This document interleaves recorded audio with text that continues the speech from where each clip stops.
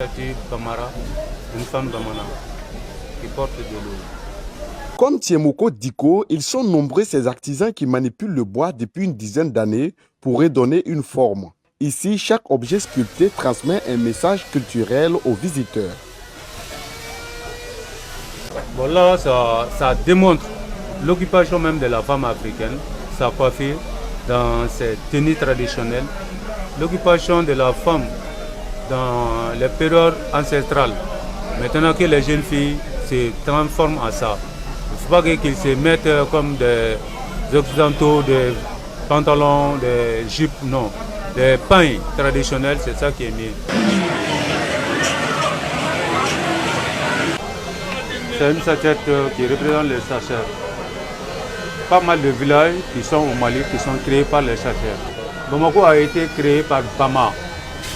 Bama, c'était un chasseur qui est venu au bord du fleuve Niger.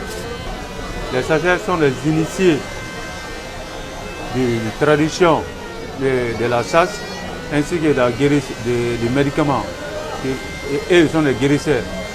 Donc ils protègent nos villages et guérissent les hommes. Des objets d'art de plusieurs formes exposés à perte de vue.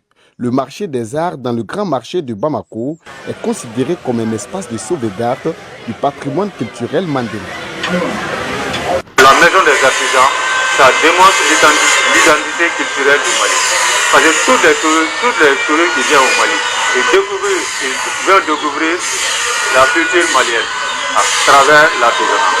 Donc, de toutes les masses qui sont au Mali, des secteurs qui sont au Mali, des secteurs Tiemoko, Kamara, Dogon, tous ces secteurs se retrouvent à l'artisanat. Donc ça démontre l'identité culturelle du Mali. Malgré le rôle important que jouent ces artisans dans la conservation de la culture, il ne manque pas mal de difficultés à souligner. Oui, quelquefois, quand il y a la pluie, maintenant comme il y a la pluie, parce que le bois vient de la brousse.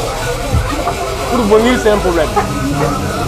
Si tu n'as pas un stock, c'est pas possible pour eux. Moi, je souhaite seulement que les touristes finissent, que nous on trouve le touristes, on gagne à manger et à boire, les hôtels vont remplir, le pays va être stable. Aujourd'hui, le souhait le plus absolu de Tiemoko Diko et ses amis ici au grand marché de Bamako, c'est de voir la fin de cette crise sécuritaire qui traverse le Mali, histoire de redonner vie aux activités touristiques.